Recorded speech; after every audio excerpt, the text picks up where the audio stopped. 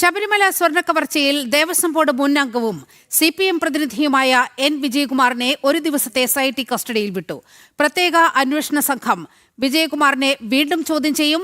കവർച്ച നടന്ന സമയം ദേവസ്വം ബോർഡ് അംഗമായിരുന്ന N. വിജയകുമാറിന്റെ മൊഴി നിർണായകമായിരുന്നു. വിവരങ്ങളുമായി M. മനോജ് ചേരുകയാണ്. മനോജ്, എങ്ങനെയാണ് വിജയകുമാറിനെ ഒരു ദിവസത്തെ SIT കസ്റ്റഡിയിലേക്ക് വിടുന്നത്? അതിൽ ഏതെങ്കിലും വിധത്തിലുള്ള വ്യക്തത SIT വരുത്തിയിട്ടുണ്ടോ?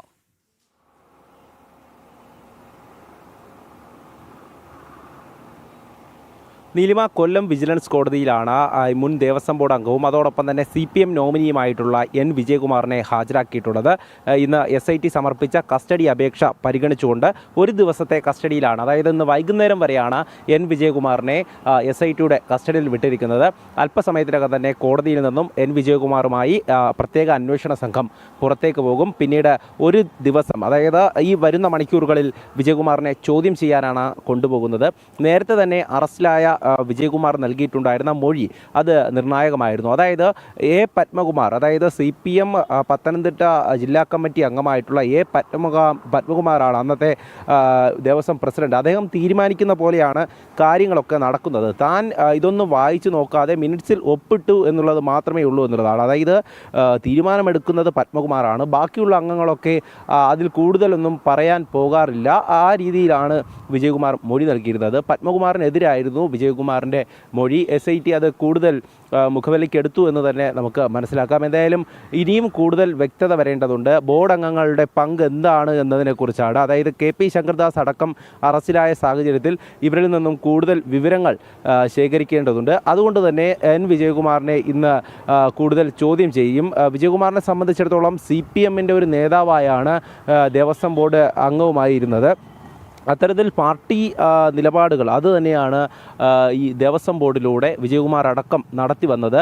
അതുപോലെ തന്നെയാണ് A. പത്മകുമാറും. അത്തരത്തിൽ CPMൻ്റെ നേതാക്കളെ ഉൾപ്പെടുത്തിയുള്ള ഒരു ബോർഡ്, ആ ഭരണസമിതിയിലാണ്, ആ ഭരണസമിതി ഉള്ള സമയത്താണ് ഇത്തരത്തിലൊരു സ്വർണ്ണ കവർച്ച നടക്കുന്നത്. ഈ കാലയളവിലൊക്കെ തന്നെ ബോർഡ് അംഗങ്ങളായിരുന്ന വിജയകുമാർ, അതോടൊപ്പം തന്നെ KP ശങ്കർദാസ്, ഈ അന്നത്തെ പ്രസിഡന്റ് A. പത്മകുമാർ അടക്കം ഇന്ന് റിമാൻഡിൽ കഴിയുകയാണ്.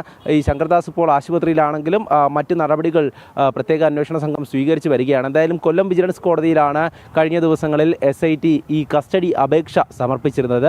വിവിധ പ്രതികളെ പല സമയത്തായി കസ്റ്റഡിയിൽ വാങ്ങുന്നുണ്ട് SIT.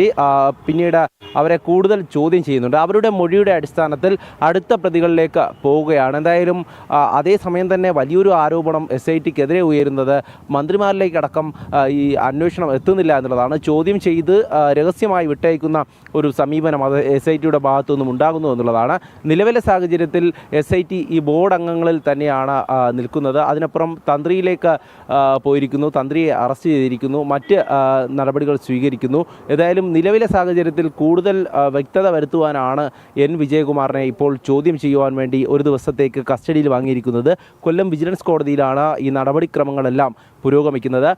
കഴിഞ്ഞ ദിവസം തന്നെ ഈ ഓരോ പ്രതികളുടെയും ജാമ്യാപേക്ഷ കോടതി പരിഗണിക്കുന്നുണ്ട്. പക്ഷേ ഒരാൾക്ക് പോലും ജാമ്യം നൽകിയിട്ടില്ല എന്നുള്ളതാണ് ഇതിൽ ഏറ്റവും ശ്രദ്ധേയമായിട്ടുള്ള കാര്യം. ശബരിമല സ്വർണ്ണക്കവർച്ചയുമായി ബന്ധപ്പെട്ട് നിലവിൽ അറസ്റ്റിലായിട്ടുള്ള ഒരു പ്രതികൾക്കും ഹൈക്കോടതിയിൽ നിന്ന് പോലും ജാമ്യം ലഭിച്ചിട്ടില്ല. എന്തായാലും അന്വേഷണം അങ്ങനെ മുന്നോട്ട് പോകുമ്പോൾ കൂടുതൽ പ്രതികളിലേക്ക് കൂടെ എത്തുകയാണ്. ദേവസ്വം ബോർഡ് അംഗമായിരുന്ന N. വിജയകുമാർ, ഞാൻ നേരത്തെ സൂചിപ്പിച്ചിരുന്നു, അത്തരത്തിൽ ഒരു പാർട്ടി നേതാവായി തന്നെ ഭരണസമിതിയിൽ ഉണ്ടായിരുന്ന വിജയകുമാറാണ് ഈ പ്രത്യേക അന്വേഷണ സംഘത്തിന് മൊഴി നൽകിയിരുന്നത്. പത്മകുമാർ സഖാവാണ് എല്ലാ കാര്യങ്ങളും തീരുമാനിക്കുന്നതെന്ന് അത്തരത്തിൽ തന്നെയായിരുന്നു അറിയുവാൻ സാധിക്കുന്നത്. അതായത് പത്മകുമാറിൻ്റെ തീരുമാനം എല്ലാ ബോർഡ് അംഗങ്ങളും അംഗീകരിച്ചിരുന്നു എന്നുള്ളതാണ്. അതിൽ ഒരു മറു ചോദ്യമില്ല. കാരണം പത്മകുമാർ എന്താണോ അവിടെ ആവശ്യപ്പെടുന്നത് അല്ലെങ്കിൽ തീരുമാനിക്കുന്നത് അതിനെ എല്ലാവരും അംഗീകരിച്ചുകൊണ്ട്, അല്ലെങ്കിൽ ആ മിനിറ്റ്സിൽ ഒപ്പിട്ടുകൊണ്ടാണ് ഈ കാര്യങ്ങളെല്ലാം ചെയ്തിരിക്കുന്നത്. ഈ മിനിറ്റ്സിൽ അന്നത്തെ 2019 നടന്ന ഭരണസമിതിയുടെ മിനിറ്റ്സിലാണ് ഈ വിജയകുമാർ അടക്കം ഒപ്പിട്ടിട്ടുള്ളത്.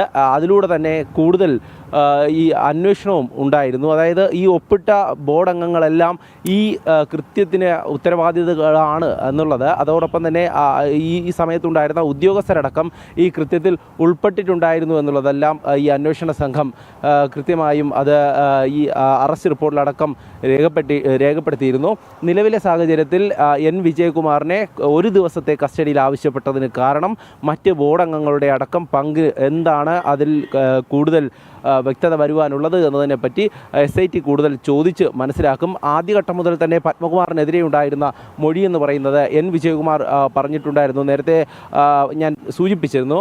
എന്നാൽ പത്മകുമാർ കോടതിയിൽ കൊടുത്ത ജാമ്യാപേക്ഷയിലടക്കം പറയുന്നത് തനിക്ക് മാത്രമല്ല കൂട്ടുത്തരവാദിത്തമാണ് എന്നുള്ളതാണ്. അതായത് മറ്റ് ബോർഡ് അംഗങ്ങൾക്കും ഈ കാര്യത്തിൽ ഉത്തരവാദിത്തമുണ്ട്, താൻ മാത്രമായി എടുത്ത തീരുമാനമല്ല എന്നായിരുന്നു. എന്നാൽ വിജയകുമാറിൻ്റെ മൊഴി നേരെ തിരിച്ചാണ്, അതൊക്കെ തന്നെ പത്മകുമാറിൻ്റെ തീരുമാനമാണ് എന്നുള്ളതാണ്.